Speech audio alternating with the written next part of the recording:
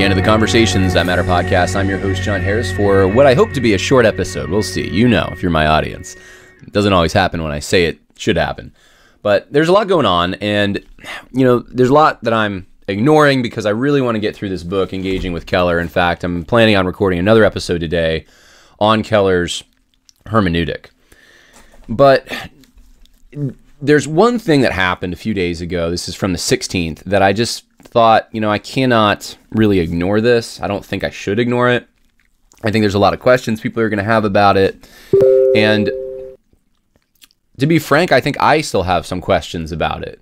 And so I'm working through this. I can't give an exhaustive answer in my mind to every question, nor maybe that's not an expectation I should have. Maybe I shouldn't feel the need to be able to do that. But I do want to at least maybe get the ball rolling with an intelligent way to process this, if possible, in a Christian way, of course. It's an article from Politico, and I'll just tell you, it was someone sent it to me. I don't think they mind if I told the audience who sent it to me first. Pastor Kerry Gordon from Enemies Within the Church.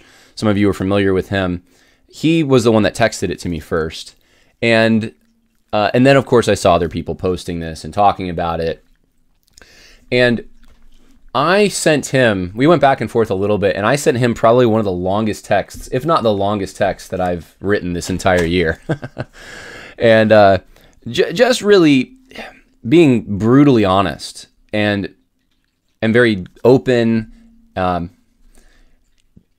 really trying to give necessarily solutions and answers to everything, but just letting him know kind of my own, if you want to call it journey, but my own feeling when it came to my vote and the importance of it and what it's intended to accomplish in my mind, and why I've, to some outsiders perhaps, and to myself included to some extent, I've shifted on something. I've shifted on, it's either I've shifted on Donald Trump or I've shifted on my view of elections. And I think it's very much more that I've shifted on my view of elections. I don't think I've actually shifted that much in my view of Donald Trump. I think my standards have fallen so far. So anyway, let's read the article and then we'll talk about it. And what does this mean for 2022?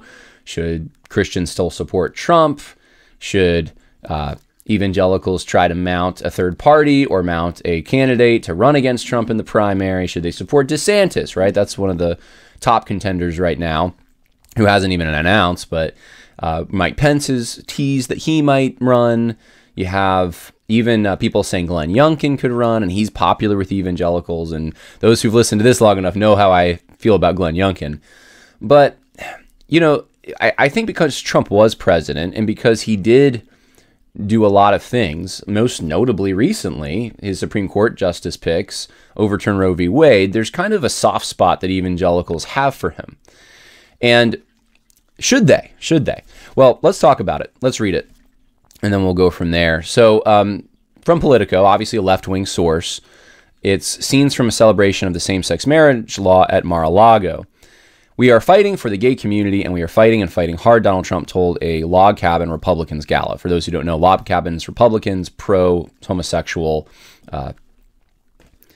group in the Republican Party, and they get their name because they're very pro-Lincoln, and, you know, Lincoln is associated with growing up in a log cabin, and so they call themselves the Log Cabin Republicans.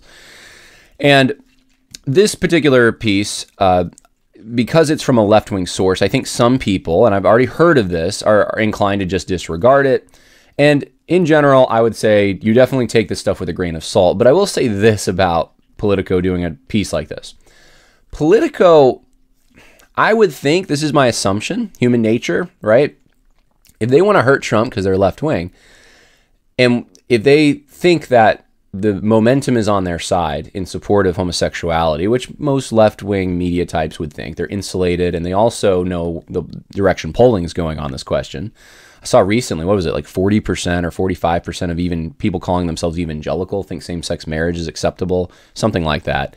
So they're aware, and I think if they wanted to hurt Trump, would try to paint him as very anti-homosexual. So covering something like this, it doesn't exactly fit their agenda, unless they try to twist it, and we'll see if they do in the article, into, well, we can't really believe that Trump is pro-homosexual because he might say this, but secretly his policies are not actually favorable to homosexuals. So in other words, what I'm trying to say is in reading this, just keep in mind that grain of salt you're giving toward media companies should include the idea that these media companies are out to hurt rivals. And Trump would be one, someone who's not liberal in their conception of what that should mean, someone who is a challenge to their authority, which Trump certainly is.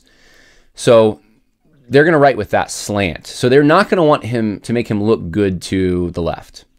And so I'm more inclined to believe something like this from a left-wing media source than something that was just a hit piece on Trump for being anti-gay or something like that, right? Okay, so here's what it says. Palm Beach, Florida, hundreds of guests in tuxedos, all styles, and colorful gowns sipped on Trump-branded champagne. It says what they ate, talks about the music that they listened to, and it was their Spirit of Lincoln Gala in the main ballroom of Donald Trump's Mar-a-Lago beachfront club. And it was a joyous celebration of gay rights, according to this article. In the case of ironic timing, the historic same-sex marriage law signed by President Joe Biden days earlier, the Disrespect for Marriage Act, as I call it. The long-planned event in honor of conservative LGBTQ organizations' 45th anniversary brought in Republican notables like former Ambassador Rick Grenell, Republican Kat Kamek, a former State Department spokesperson Morgan Ortagus, who emceed the evening in a feathered turquoise gown, and former GOP gubernatorial candidate from Arizona, Kari Lake, who was swarmed by guests eager to meet her and take a photo, which, this is interesting to me too. This was not this sort of, I don't know, there was little things that surprised me, but in general, I was like, yeah, Trump, that sounds like Trump would accept that. If there's people who want to praise him, it could be like for people who have been watching longer than 5 seconds, Trump's ego is his probably biggest barrier. And that might be one of the things that helps contribute to his uncaring attitude towards what the media elites think, which we want him to kind of have that. We want our leaders to not care what the media elites think, but at the same time, the reason for that could be somewhat important. And if Trump's ego is the biggest contributing factor, right, not a great thing. But if you had Taliban for Trump or something, if they really like Trump, you could almost see Trump's ego getting in the way and I'm going to accept their endorsement or something. I of course, I'm kidding, but I'm just exaggerating to say we all know that Trump, no matter what group it is, if they say nice things about Trump, Trump is usually inclined to say nice things about them. That's just the way it works. But Kari Lake being there, that was interesting to me. I thought, wow. And there's things about Kari Lake that, or Carrie Lake, I'm not sure how you pronounce her name, which I've been somewhat suspicious on. And someone actually gave me a whole bunch of other things to be suspicious on the other day. And they're not like big policy things. They're things like, she won't take, I guess, both her husbands. She's been married before, but both of them, she wouldn't take their last name. And, okay, but it just obviously shows that she's been somewhat affected by some feminist narrative of some kind. She's claimed to be a Buddhist, apparently, for years up until very recently, within the last year, she's now claimed to be a Christian. It's a very short period of time. There are things like that just make me wonder a little bit. Okay, and her husband, I believe it was, donated to Barack Obama. So it's people change, obviously, and that's okay if people change, but it's usually good to at least acknowledge what those changes are, why they've changed, what the motivation for those changes are, and it's good to also see someone over time show a proven track record. That builds trust. With Trump, we didn't really have that very much, which is one of the reasons in 2016 I was pretty opposed to Trump. I didn't even vote for him in the general because I really thought this guy is playing us. And he turned out to be, I think, a much better president than I was expecting. But part of that, I think, and I'll still stand by this, I think there was a wisdom, at least part of my motivation was there was a wisdom there with, I want to see someone's track record for a few years. I want to see them take risks. I want to see them really get beaten up over their politically incorrect stands. And to Trump's credit, he did get beaten up somewhat in the primary. But for me, that wasn't like a long enough testing. He's trying to compete for a job. So I was like, I don't know if that's necessarily the best place for him to be building trust with conservatives. But I digress. Sometimes there are genuine changes and things work out better than you thought. And I think that's the case with Trump. But Kari Lake being there, that was a little surprise to me. But the main attraction was Trump. He received a standing ovation after delivering an enthusiastic affirmation of gay rights, not often heard in the GOP. We are fighting for the gay community, and we are fighting and fighting hard. With the help of many of the people here tonight, in recent years, our movement has taken incredible strides, and strides you've made here is incredible. Throughout the evening, speakers praised Trump for his embrace of gay community. They credited him for the initiatives to combat the criminalization of homosexuality, his work pushing for health initiatives to combat the HIV epidemic, and for appointing the first openly gay cabinet member, Grinnell, as Director of National Intelligence. Trump and his administration had a mixed record on these issues. He's been criticized for driving. So here's where what I'd expect from Politico comes in, right? He's been criticized for driving a wedge between gay and transgender communities and for promoting extreme religious liberty policies and executive orders, they say, allowing for discrimination against LGBTQ people that push the movement backwards. Log Cabin Republicans' first female executive director, Jerry Ann Henry, resigned over... Okay, so it's giving you a bit of a background here. Let's see what else is interesting. Trump did not mention the law in his speech, but attendees at the gala were quick to credit the former president for all the recent missteps. They said he has gone further on LGBTQ rights than many others in the GOP. Okay, so it goes on for a little while more. It doesn't really give us a whole lot of information about Trump, more just the perceptions of Trump among the people who attended. And, it's not a very long article, but it just gives you, in brief, the situation. And so naturally, I think the thought that arises for a Christian reading this, at least, is what are we supposed to glean from this? What do we do in reaction to this? Does that mean we don't support Trump? Like, he's off the table. And I don't think I'm going to answer every question out there, but I just want to give you some categories for how I'm thinking through this, because this isn't actually a very new issue. I think the thing that surprises some people about it is that the previous things Donald Trump said that were pro-homosexual were usually off-the-hand remarks, which this probably was too, but there's more intentionality when they've planned an event at your house, right? There's at least, his remarks might have been off the cuff, but at least the scheduling was under his authority for a while, and he seemed to approve of it. So it's in his backyard, and it's more planned. The other remarks he's made where he's held up rainbow flags, and obviously his campaign sold some rainbow flag type paraphernalia. It was usually on the campaign trail, and it was him winging it. There wasn't like specific policies that he was pushing, and there really isn't here either. Trump's language from what they're reporting here is pretty vague. What does it mean that we're going to fight for the gay community? He says the same thing about Christians, by the way. We're going to fight hard for Christians. And I mean, he says that about every group that he wants support from. The question, I think one of the big questions to ask is, what is his actual record show? What has he done for Christians and for to prevent and try to at least stall the attacks on Christians? What has he done for the homosexual community in trying to make their agenda and their goals realized? And I think you can find examples of both. I think you can probably find more examples of Trump trying to help Christians and stave off the aggressive secularism that is threatening Christians, but you have to also consider this. Trump is the first president to openly, upon his inauguration, and I believe I'm correct in saying this, he endorsed on some level the concept of same-sex marriage. I remember in the campaign, even in 2016, he had gone farther by saying he wouldn't give a transgender person a problem if they came in and wanted to go into if it was, let's say, a male pretending to be a female, they could go in the female restroom at Trump Tower. This was all there before 2016. or at least before 2017, before when he was inaugurated.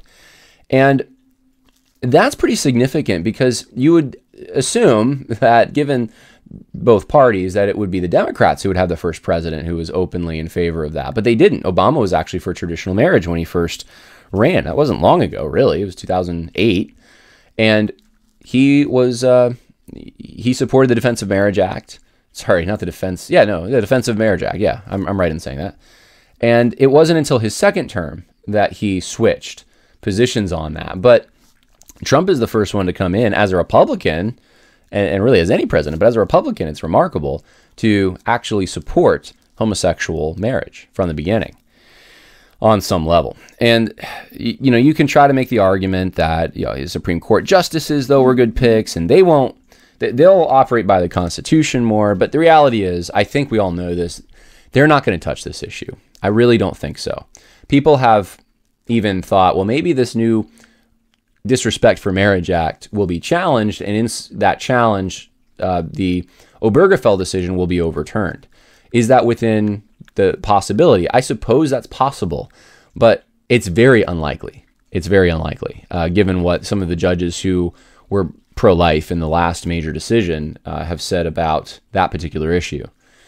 And I'm thinking of Gorsuch in particular, who, before he was even nominated, was pretty pro-homosexual. So, yeah, this I don't think is going to happen the way the left wing is trying to make out, like, you know, gay marriages are in jeopardy and we're just one decision away from losing it all. And that wasn't the case before. And and this law did nothing to really, if anything, the only thing this law did was gave another precedent, another excuse for punishing Christians and those who might not even be Christians but would oppose it. So it wasn't, I think, about gay marriage at all, if you want to call it that. It was about, let's take this fight to the next level. Let's try to do something to quell any objections to it. And, you know, Donald Trump is walking some very fine lines here because he just came out with a very aggressive pro-free speech agenda. He also, though, hosted this. And he also is, you know, saying how pro-Christian he is. So what's going to happen? Because these different, if he doesn't see it yet, we certainly do. These different interests collide. And there is no neutral ground on which you can say that, you know, they all get to operate and enjoy equal access and these kinds of things. It's not going to happen. I think, is it Kirk Cameron? I think Kirk Cameron right now has tried to go to, now I think the number's 50 different libraries that have previously hosted Transgender Library Hour, and Kirk Cameron has been denied access. I'm telling you, this is the situation right now. That's what's the reality on the ground is this. You can either have the drag queen story hour stuff and the grooming, as they call it, or you can have public acknowledgments of Christianity, one or the other. You can't really, in the United States, you cannot have a situation where both exist. At best, that's a temporary situation, and one side is going to gain the momentum and will defeat the other side. And Trump, this is my best reading of the situation, Trump hasn't taken a side on that. He sidestepped the whole issue. He's not actually facing reality here. And he's not alone in it, guys. That's the bigger problem, is if there was someone who was much more qualified. I don't even think, I've thought this for years. Even in 2020, when I voted for Donald Trump, I didn't actually think he was qualified for the office. And I'm open to someone, you know, Kerry Gordon wouldn't vote for Trump at all. And so I'm very open to his thinking on this, and we've gone back and forth a little bit on it. And I think, well, maybe I should wait maybe to get into why I did what I did, but I don't think I was being hypocritical at all. And at the time, I gave a whole case for why I thought that it was important, at least for me, to vote for Donald Trump. But at the same time, I said, I'm not going to bind your conscience. If you can't do this, I totally understand. I think, though, we have one of the factors here is we don't have another great option really right now. Some people say DeSantis, and you know, I was looking up this morning because I was like, you know, I know DeSantis has been not great on some issues. He's been good on others. I happen to be friends with a former Florida state rep named Mike Hill. He was featured in the documentary American Monument. And one of the things that I talked about with him, and I've talked to him about DeSantis since then about regarding this, or at least I've texted back and forth, is because it surprised me, is DeSantis seemed reluctant, and the Republican Party in Florida in general seemed very reluctant during a very politically charged session to defend Florida's monuments. Mike Hill had he had a bill that was intended to protect all the monuments, war memorials, not just Confederate ones or ones for the Founding Fathers or Columbus. It was all of them. Even the Purple Heart Monument in Pensacola, where he lives, was damaged. And so, he wanted a bill that was going to protect all of them. Now, it's interesting to me that DeSantis, at least from my talking with him, did not seem very interested in this because of what it would do to the session, and there were more important issues. And politics is, of course, complex like this. But when DeSantis did get an opportunity in a very politically charged environment to do something with one of the monuments, I believe it was General Kirby's monument, who was from Florida, that was in Washington, D.C. I think he had been there since like 1922. He decided that he would replace that. He signed a bill that would replace that with a monument of a civil rights leader from South Carolina who happened to then live in Florida. And, we can sidestep because I don't think it's the point is to get into which person better represents Florida or any of that. The issue to me is that this decision was made in a politically charged environment as a way of appeasing the left. That's the issue I have with it, I think, more than anything else. It's just that, I don't think that's something a leader does. A leader, at the very least, says, look, let's calm the tempers down, and then we can make an evaluation of this when we're in our right minds, not in a craze for taking down anything that might be deemed offensive to the left. Because you set a precedent when you do that. And so I've been somewhat skeptical of Ron DeSantis since I knew about this stuff. So this morning I was like, well, what has he done on the gay marriage stuff? And it seems to me like most of the attacks are against him for the Disney stuff and the quote unquote don't say gay bill. But I thought it was curious. I found this. This is from, I'll just pull it up here if I can. This is from the website of a Joe O'Dea, who's ran for U.S. Senate. Let me just read you his platform, okay? And then I'll tell you why this connects. Joe O'Dea supports abortion rights and same-sex marriage. Right on his website there.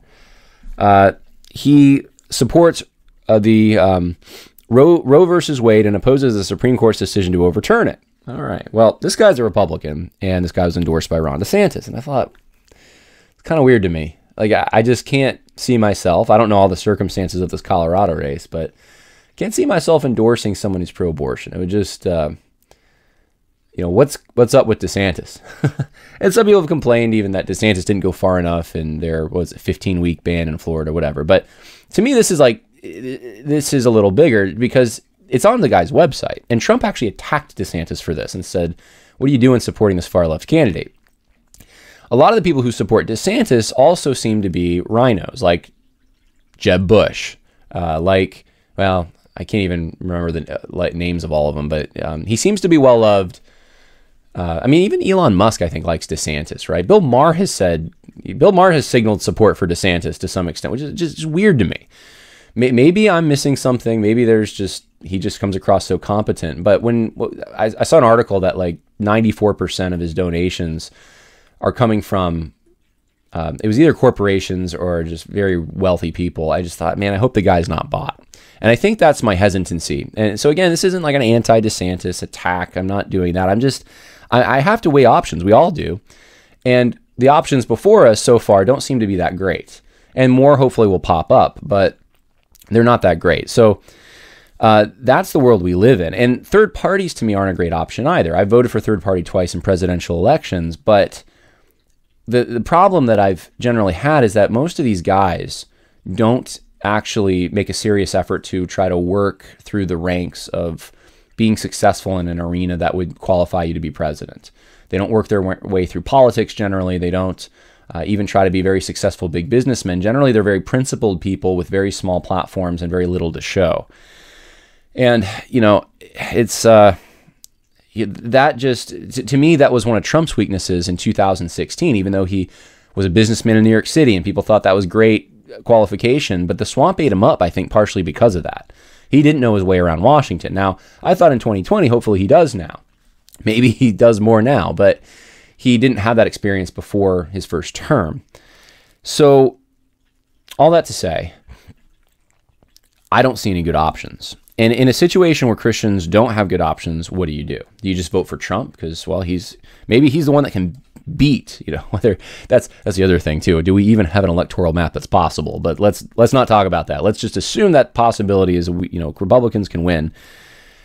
Do you support DeSantis because he can win? Is that what you're reduced to, is just supporting the person who can win?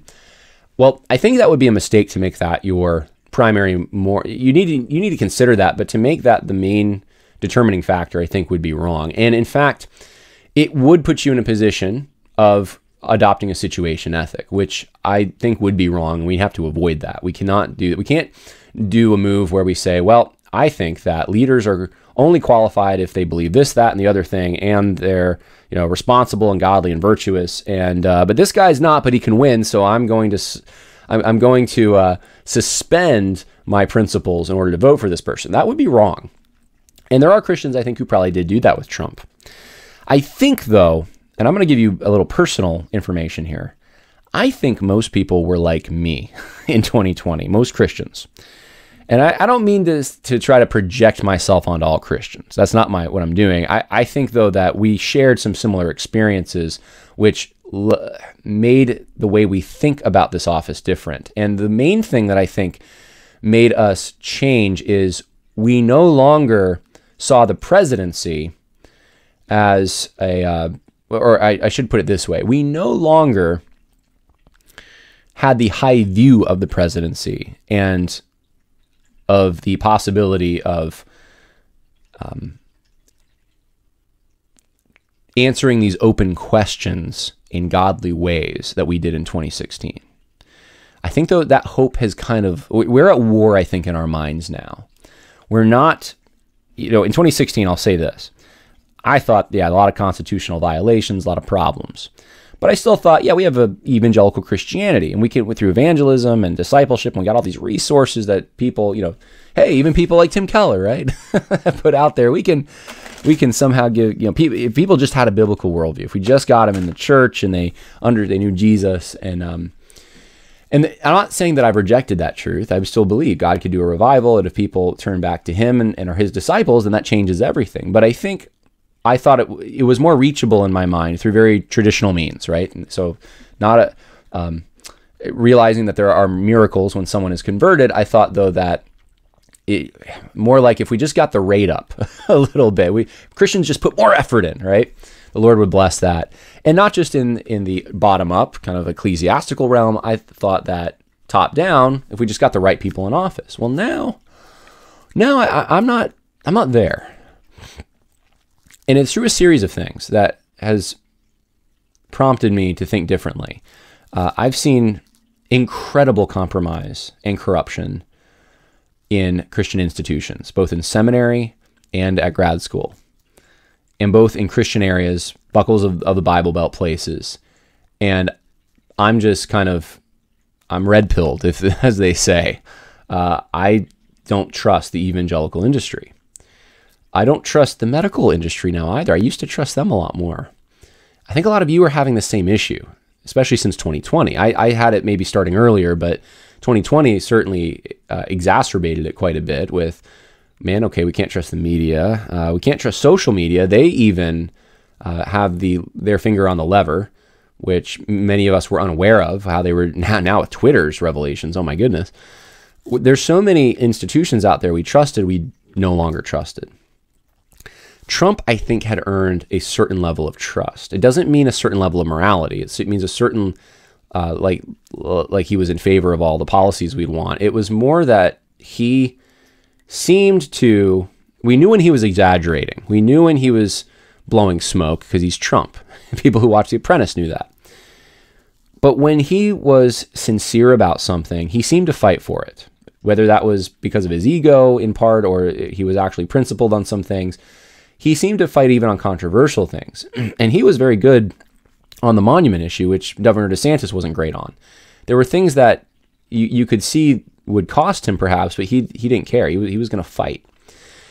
And I think that gained him a lot of credibility with people, myself included. Now, what it did not do was make me think that he was qualified to be the president. So, John, you voted for someone for president that you don't think is qualified. I would have to say yes. Yes, I think I did.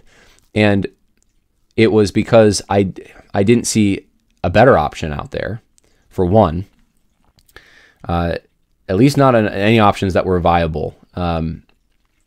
And I don't think I was looking for someone qualified as much as my priority was to look for someone who would allow my family, my people, myself to survive.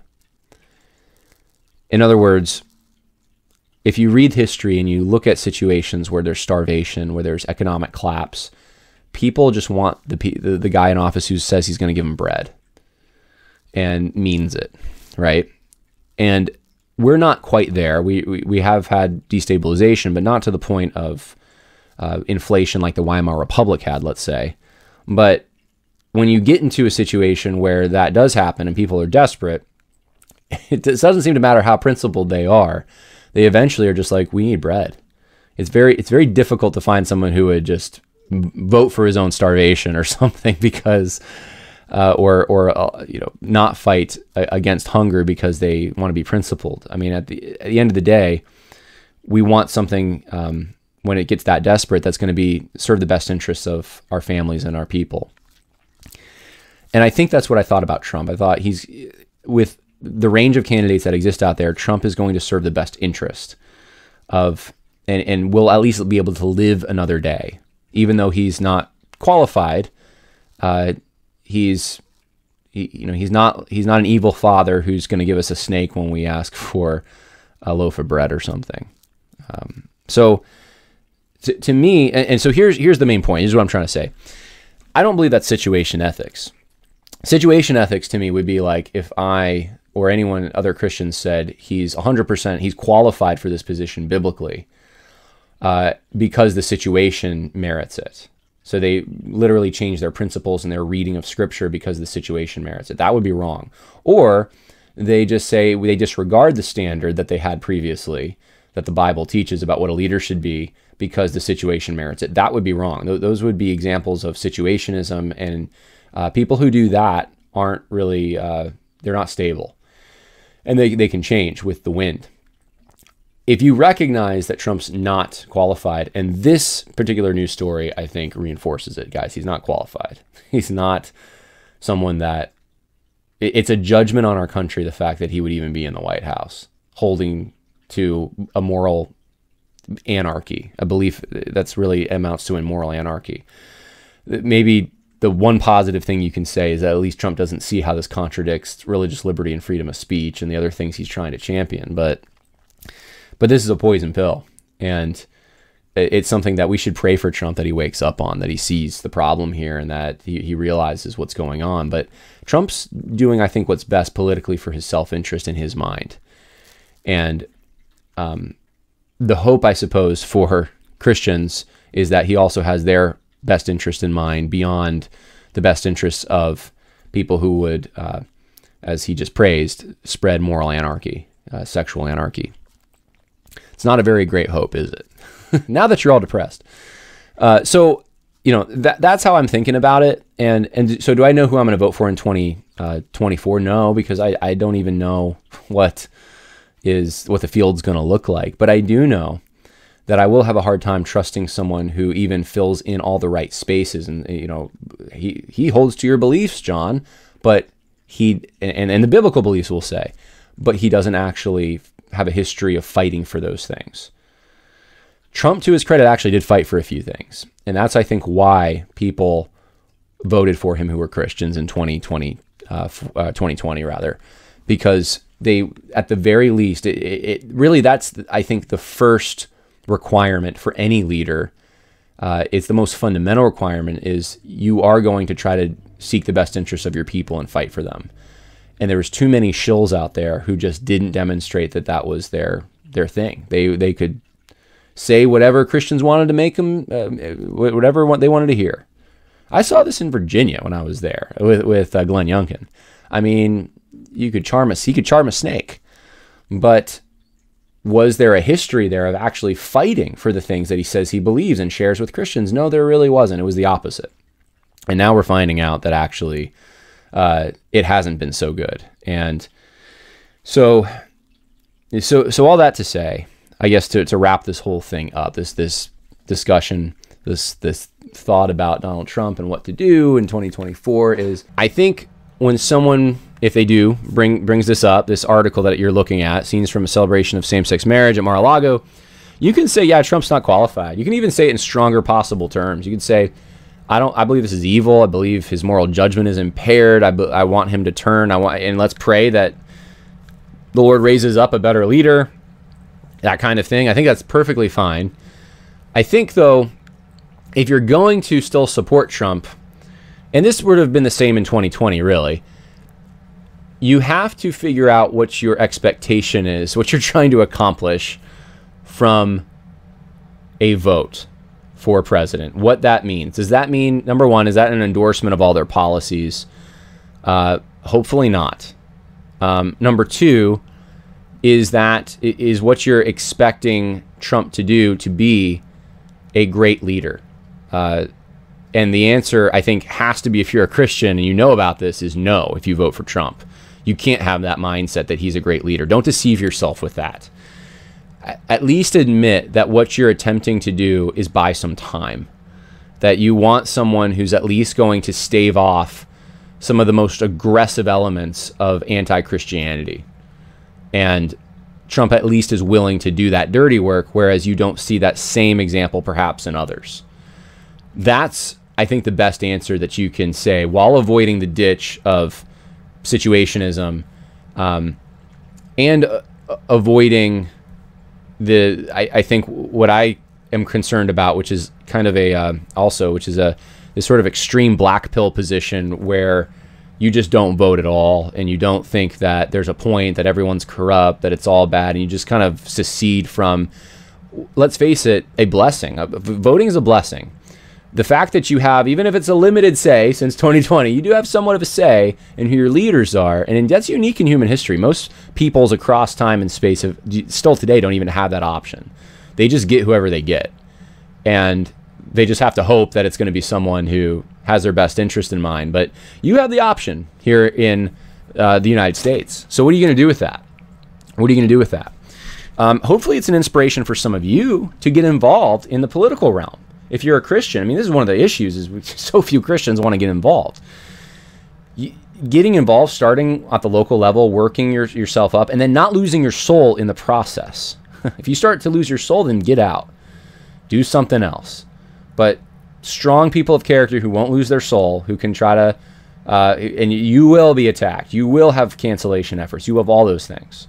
Or if you want to do a lateral move, get involved in big business or something where you can try to get some notoriety and at least show some responsibility, and then do what Trump did and try to run for president. I mean, there's multiple ways to do this.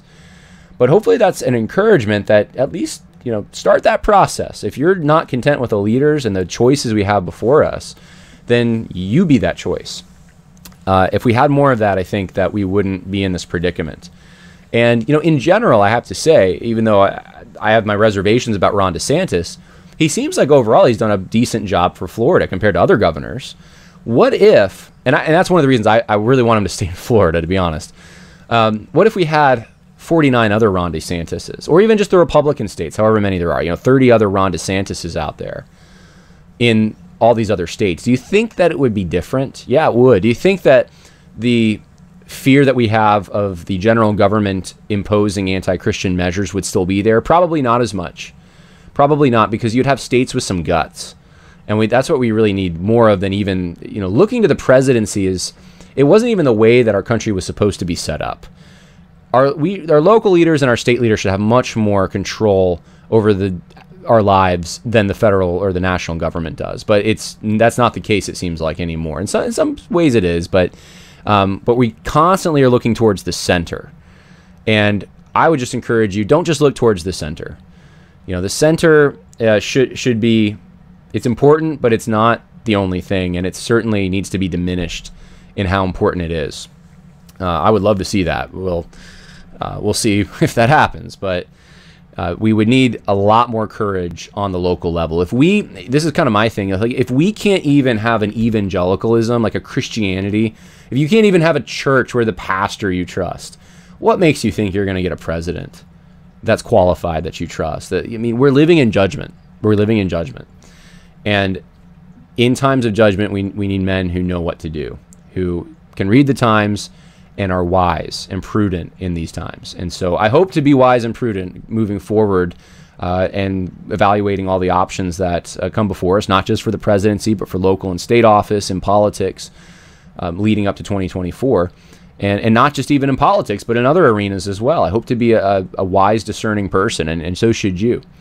And do your homework. And if you disagree with me, that's okay. We're dealing with wisdom here. We're dealing with things that I think that Christians can disagree on to some extent. Now, what I'm not saying is, John, we can vote Democrat. We can vote for someone who is pro-abortion and pro-homosexual and transgender even, and vote for someone who wants open borders and doesn't even care if America exists anymore, which is kind of where we're at now. It's some of these places they're not even America linguistically, culturally. They just happen to be within the boundaries of the United States because of our open borders. But, John, we can just vote for Democrats because at least they have socialism, and socialism loves people, and it'll get rid of racial disparities. No. Even if. That's still moral insanity if you're going to go down that road, because now you're swallowing camels and spitting out gnats at that point. But I would argue that even the good things you think these Democrats are going to do for Christianity, they're not. Socialism is not even biblical. And so you don't have any arguments from the Bible to do that kind of thing. And I'm not presenting that logic to you by saying that you need to weigh options and be wise.